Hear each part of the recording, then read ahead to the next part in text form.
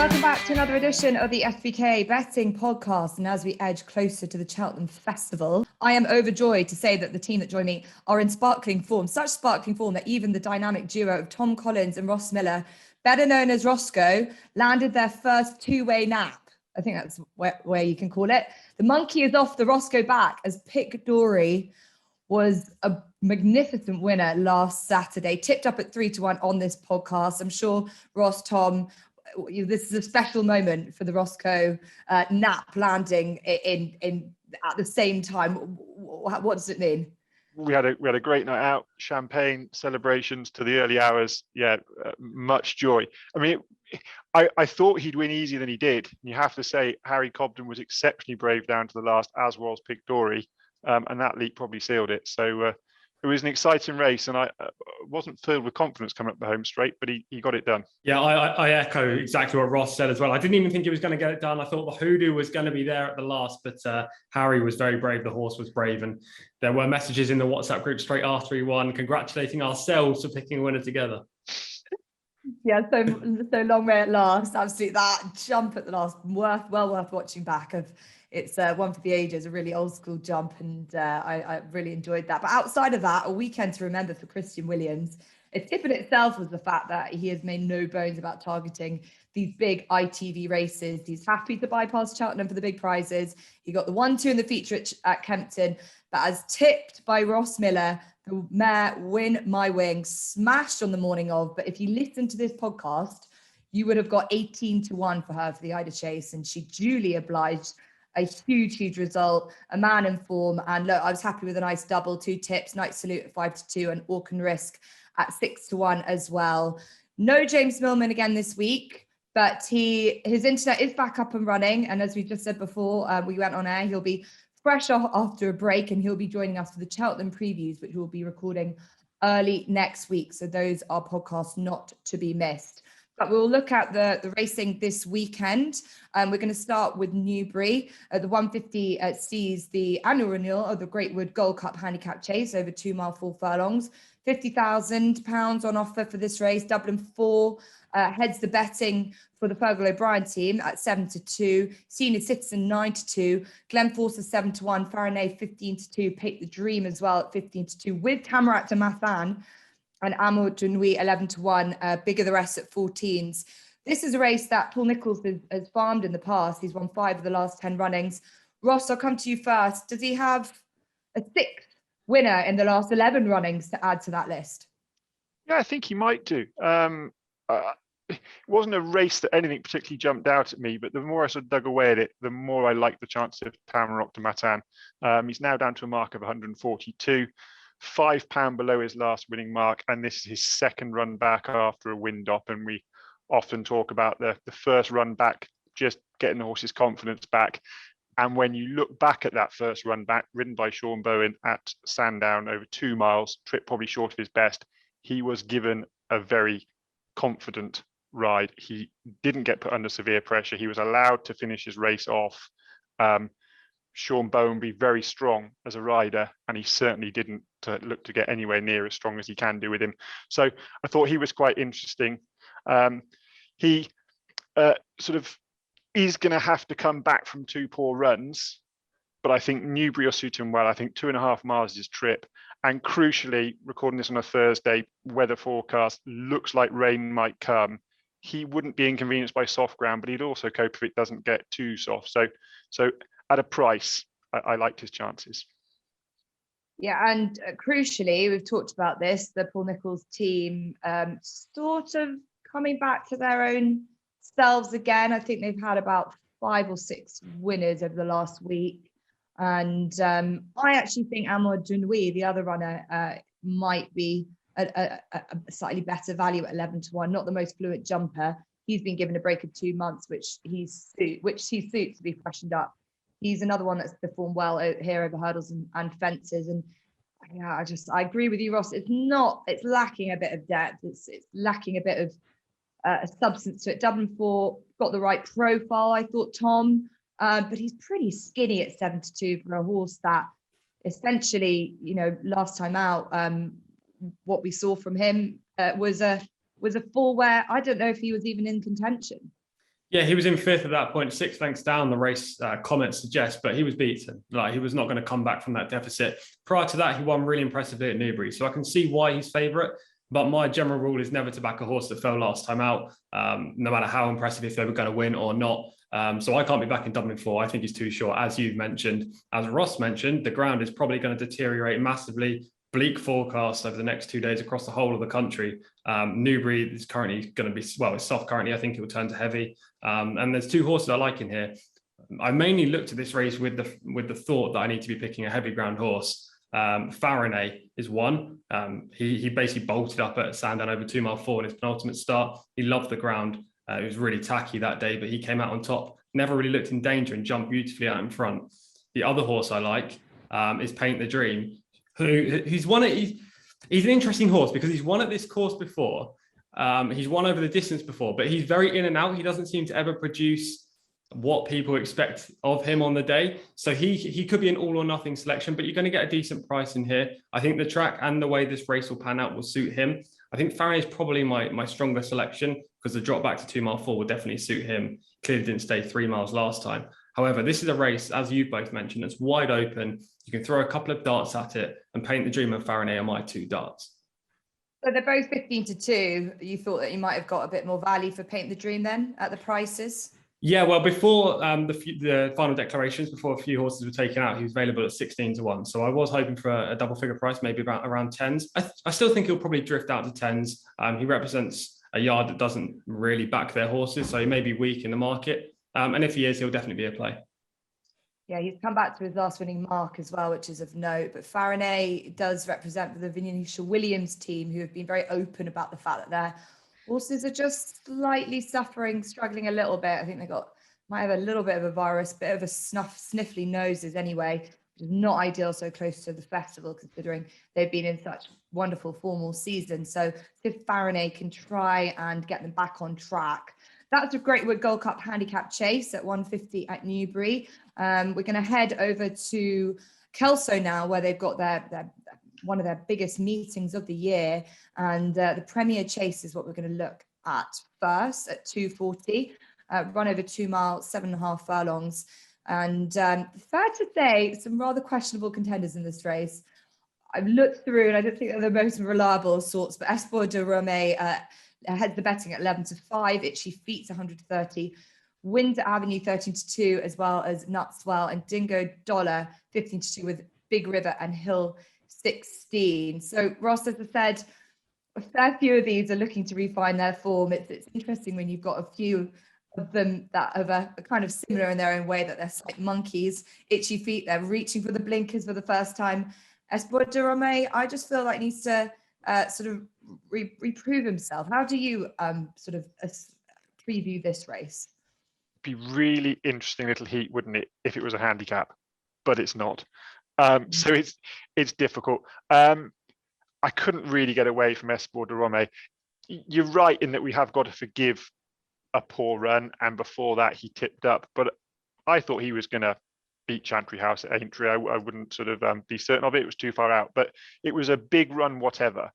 The Kim Bailey yard weren't in great form in the early part of the season when he ran at Carlisle. And I think it's interesting he's been away from the track since then. That would suggest that something hasn't been quite right. They're now in much better form, 4 winners in the last 13. And, you know, if this was a handicap, he'd be given away £9. As it is, he gets weight from Nutswell and Windsor Avenue. And I just couldn't get away from that fact that he, you know, if he gets back to anywhere near his best, he's going to win this. Itchy Feet is a horse I've struggled to sort of get a grasp on. He's generally pretty consistent. He showed much more stamina last time at Lingfield. He stayed on really well. If the blinkers can get him to travel a little bit more in the early part of the race, then he's got a great chance. But I still think he's got it all to do at the weights. Hill 16 is another horse that will perhaps be suited by testing conditions, but I think he's one to keep an eye on for a handicap further down the line, because I'm sure he's got a race in him.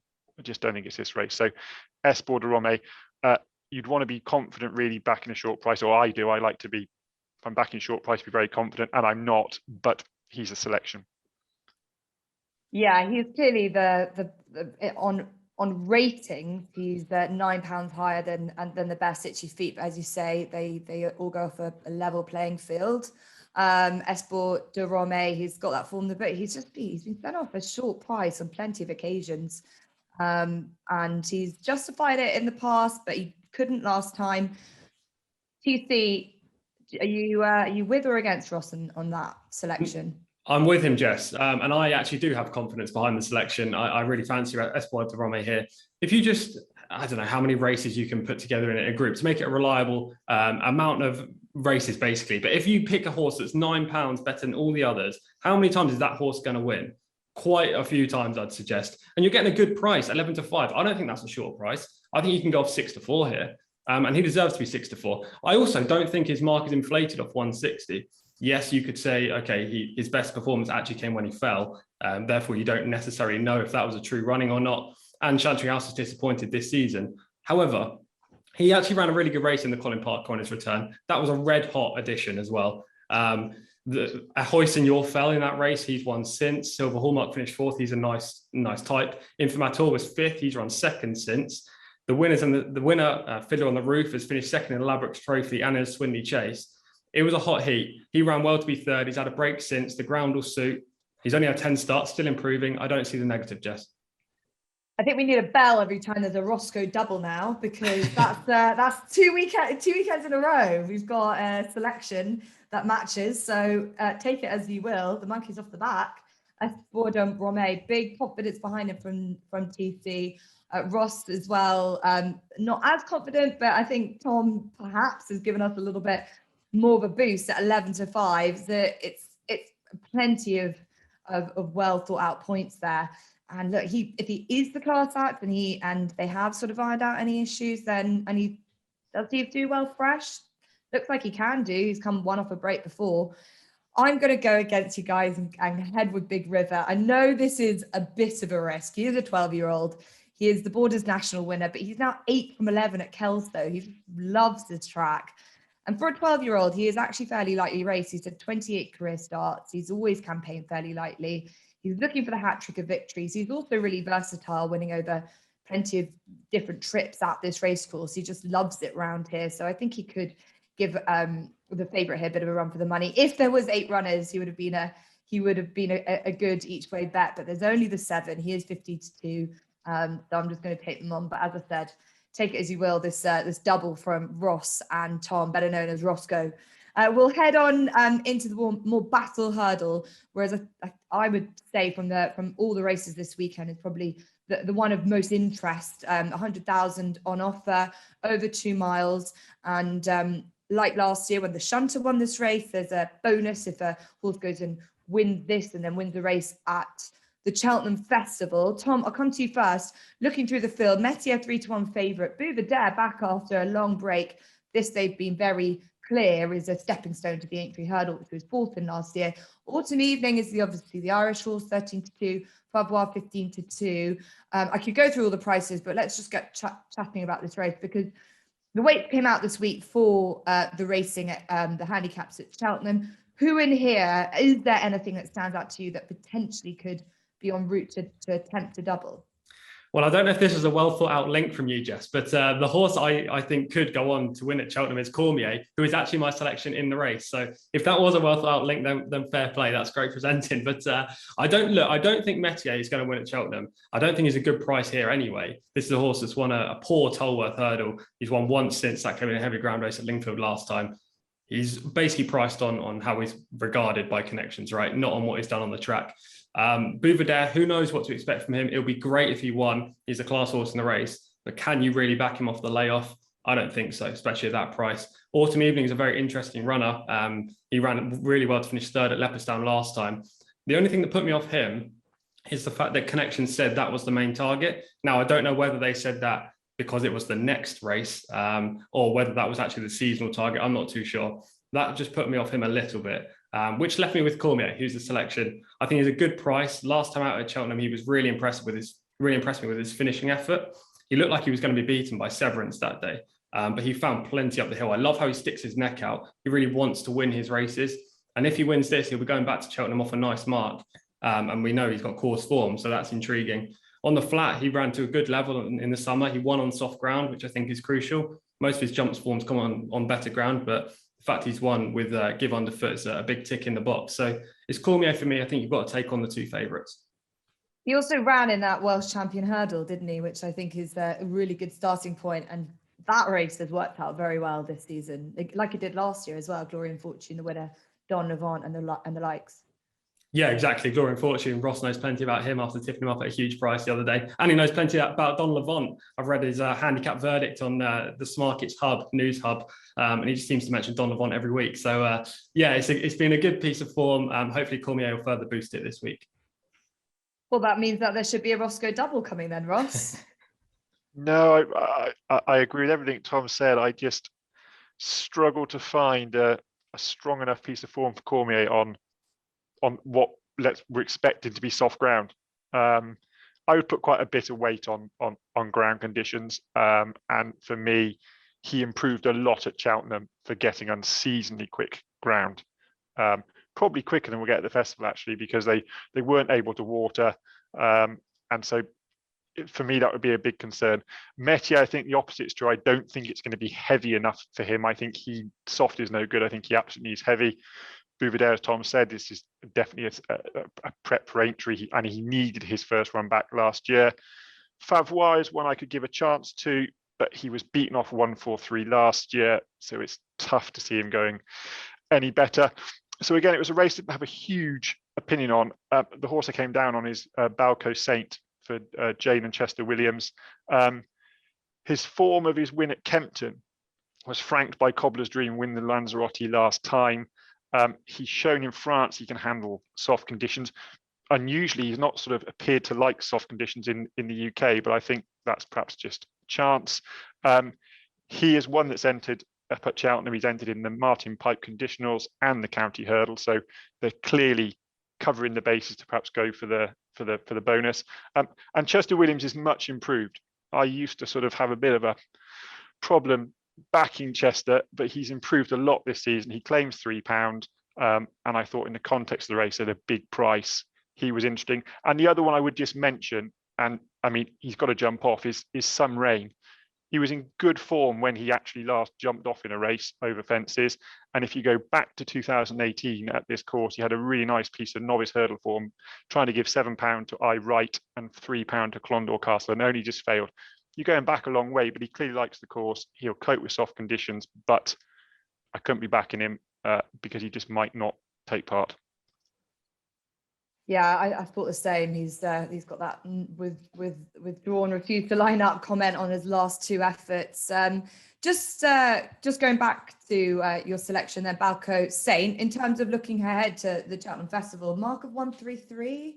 Do you think he'd get in? This is a conversation we're going to have in our previews about the way that the handicapper has elected to review the Irish horses, because it has just left the English horses with very much uncertainty whether they'll even get there.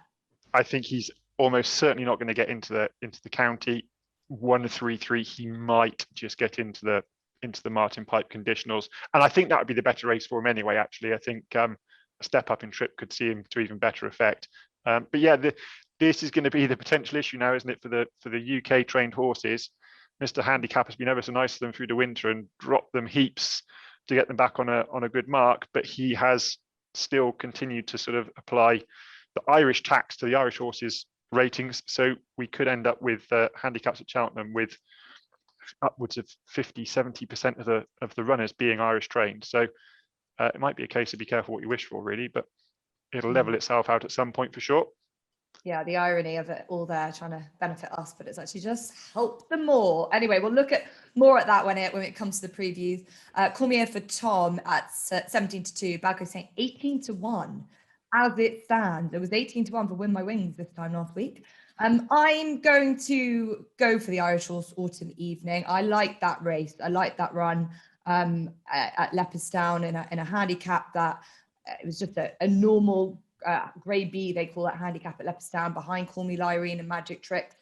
Totally outrun his odds of 28-1, but he was really finding and getting there all the time. And Jessica Harrington, I listened to on a podcast earlier, was saying that he really, what the key to him is the ground, and it was yielding to soft at Leopardstown, but she calls it English soft ground here at Kelso on Saturday, which I think will really suit him.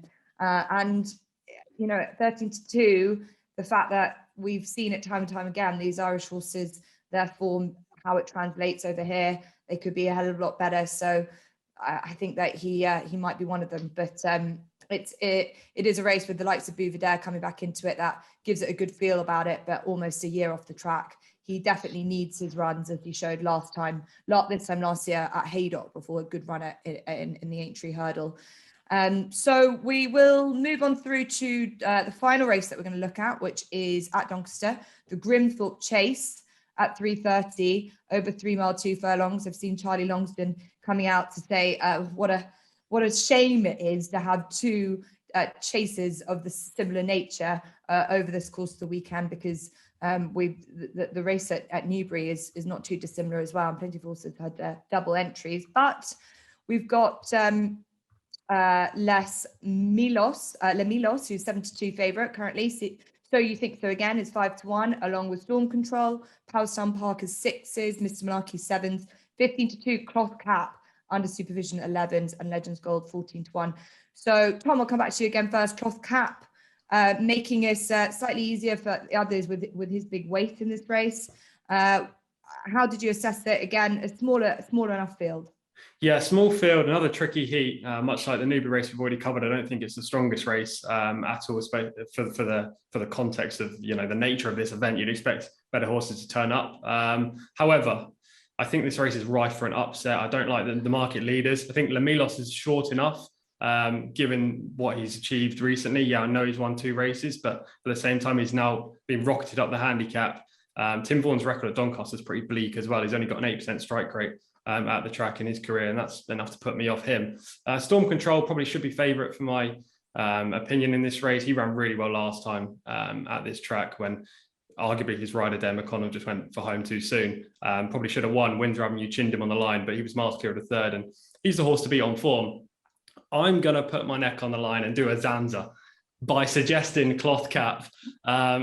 No, we don't mention that name. Well, I have to preface it. Zanza?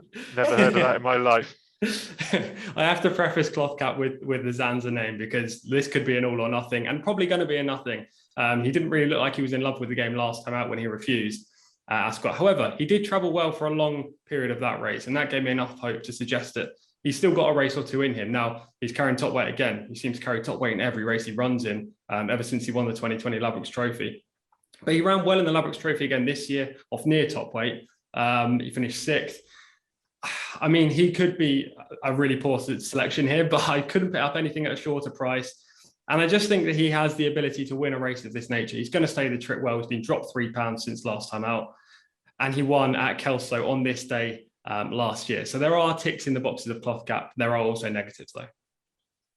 Yeah, it's funny. I just wondering what you do if you're Tom Scudamore with a horse like this. He's got the cheap pieces on. I thought that perhaps they might put, you know, a pair of blinkers on him or anything just to wake him up. But it seems like everything that they've attempted with him is sort of just not working. He likes to race prominently. How do you see this race is trappy in terms of the numbers of runners? How do you see it sort of playing out? Do you think Tom Scudamore just tries and goes again and just bowls along? Yeah, exactly that. I think he's going to be aggressive from the start. Basically go as fast as he possibly can on Cloth Cap and hope that he can just outlast his rivals. If you look at the field, there aren't too many that want to go forward. Les Milos made all last time out, but they didn't go very fast gallop at Sandown, and he was kind of gifted the lead. Storm Control will be just behind the pace, as always. But there are a lot of hold-up horses in here. So You Think So Again, Powerstown Park especially, will be ridden patiently out the back. Under supervision will be near the front, but he doesn't jump well enough to threaten Cloth Cap early. So I'm hoping that Tom Scudamore can just go for the front early on and hope that he holds on. I wouldn't be surprised if he did get past, though, Jess, I have to say. Okay, yeah. So Cloth Cap, you say tentative is a slightly nervy Zanza selection. if we can start using that phrase for Tom. Yeah, I was looking at the pace of this race. Storm Control is one that has gone on in the past. Darren McConville back on board. Ross, it leads me nicely into you with this horse who how will Darren McConville, who is a lad with not much huge amount of experience, he's got the likes of Tom Scudamore and Cloth Cap, who, as TC was saying, will go on. I'm saying this because I know that I know what your selection is, but how is he going to try and map this race out in his mind? I think they make it easy for him, and they probably remove a bit of thought from him. He'll just have to. I mean, I'm sure Lemilos will go forward, Cloth Cap will go forward, and I think he can just sit in behind. He's a rider I've got a lot of time for. He's quite tall by the looks of things. He's not the strongest in a finish yet and the tightest in the finish, but he's impressed me with his positioning of a horse to a fence. And in a 3-mile chase, I would much sooner find a jockey that can get into a nice rhythm and get a horse jumping than find someone that's perceived as being strong in the finish. I think you get far more benefit from that. He's a young lad, so we mustn't push him too hard, but he certainly would love to have the Ride in the Sky back again. I think he couldn't believe how well he was going to 3 out, and he committed. And Storm Control, who was a bit of a rascal, sort of said, yeah, let's go. And then going to the last, started to sort of prick his ears and look around. And then Sean Quinlan was very, very clever and challenged wide and didn't give them chance to sort of rally. He was raised £4 for that. I don't think that matters a jot. I could see him learning his lesson, sitting in behind Lemilos, get a lead as long as possible. And I think he'd take a lot of beating in this. He'll cope with soft ground. I don't think he needs it. And for me, I think he's the one they'll have to beat. And I would like to see, Darren McConville, having perhaps felt like he made an error in a big Saturday race in the Sky Bet, sort of get due rewards here would be nice to see. Yeah, he's 5-1. He's as I say, Darren McConville doesn't have a huge amount of experience. Confidence from Ross from him. His only win, he is a conditional. His only win has been on this horse, so he knows him well. You can imagine he's thought about it a lot, about, as I say, that race last time, but also the win. The confidence you can get out of winning on a horse like that back at Newbury in January. So see how it develops for him. I just do think it was interesting to discuss tactics and how this will pan out, because there could be a bit of pace on, and I think it might set the race up nicely for Powerstone Park, who has looked progressive over these longer trips, despite a shocker in the Lancashire National where he was just too keen for his own good. Yes, he's up £6. Obviously, Cloth Cap is being in this race gives him a nice racing weight, and Sam Thomas has booked Jack Tudor, a big race winning rider on Captain Nord last Saturday. And I thought a number of these horses you mentioned, you guys mentioned Cloth Cap, Storm Control, could give him a nice turn to this race, and he'll definitely try and at least settle and come in late. But it's good enough racing for us to mull over this week. But obviously, plenty to keep an eye on, perhaps from the Morebattle with an eye into the Cheltenham Festival. And we've had a look at all our 4 from this weekend. And so, as we always do, and this was a success last week, Ross, I'll come to you first. Who are you looking for? So my nap comes in the 2:55 from Doncaster at the Big Bite. Bit like Storm Control, he's a bit of a monkey. He's very well handicapped though on his form behind Thunenville to Sovola last time. He likes this course, goes very well for Jonathan Burke, and I thought in a weak race, around about 3-1 was a nice price, provided he puts his best foot forward. And then my next best comes in the 1:15 at Newbury. My old friend, I think, Puerto Rico. He just struck me that he's very well handicapped on that last piece of Cheltenham form, and he stayed on very, very well. Tom Buckley's impressed me lately, claims £5. He's riding very well. And I thought, again, in a weak contest, he might just be able to get the job done finally. Some old friends returning to the podcast. So Puerto Rico 5-1, Big Bite 4-1. So as it stands anyway, so not bad if you were expecting 3s. So that's Ross and his selections, his nap and next best. Leaves me on to Tom. Yeah, so I'll start with the next best as I usually do. As it's a race we've already covered, the next best is Espoir de Rome in the 240 at Kelso. He's currently available 11-5. I think he should be a 6-4 shot. Therefore, he's a good bet and my next best. My nap is at Lingfield. I tried to nap at Southall because I'll be in the Sky Sports Racing Studios, but there wasn't a classified event, so I couldn't nap there. So we're going to Lingfield. The 419 at Lingfield a horse called Witch Hunter, who's always been really highly regarded by Richard Hannon. At 2, he ran a nice race on debut, finishing second to Eider in a good heat at Newbury. Second time up, finished third to another smart sort in Ribeye, only beating half a length that day, and then was tried in the Rockingham and was narrowly denied by Canonise, who actually reopposes in this race at Lingfield. Canonise faced El Cabello this year, finished first and second respectively at Newcastle. That is probably a decent piece of form, but there were only 3 runners in the race. I don't really know if you can take it for granted how well they ran. So Witch Hunter, who just reappeared the other day, 5 days ago, it was a piece of work, his victory. Didn't come off the bridle. I like the fact that he's coming back immediately. Richard Hannon's targeting a much better race. I think he's a group horse, almost certain he's a group horse, and he should be winning this heat. Yeah, I couldn't agree with you more. Actually, saw Richard Hannon the day that he won, and he was licking his lips. He was ever so pleased that this horse has materialised. So that is one to note on the flat at Lingfield for Tom. So Witch Hunter and Espoir de Rame. Myself, my nap is going to be Lord Baddesley in the 302 at Newbury. I think this horse ran a career best in the Betfair Hurdle last time out. I think Chris Gordon has found a really good opportunity for him in what is a weak enough race. And obviously the team are in good form after Walk of Risks' his nice win last week. My next best is going to be Autumn Evening. I'm going to throw that as a selection. Just think that I'm going to be really fascinated to see how that form translates from Leopardstown from the Dublin Racing Festival in the Morebattle Hurdle. And so that's it. We've come to the end. As I've mentioned throughout this podcast, we will be recording the Cheltenham Festival podcast at the start of next week. We'll be covering every race from the Cheltenham Festival. We have plenty to go through because we've been on a bit of a journey together as a team with this festival in mind, with plenty of horses that we'll be waiting to see. So a lot to look forward to. Don't miss it. And let's hope that our good level of form continues for this weekend. So from Ross, from Tom and myself, we'll have James back with us. The family will be reunited next week. Make sure to like, subscribe, and we will see you soon.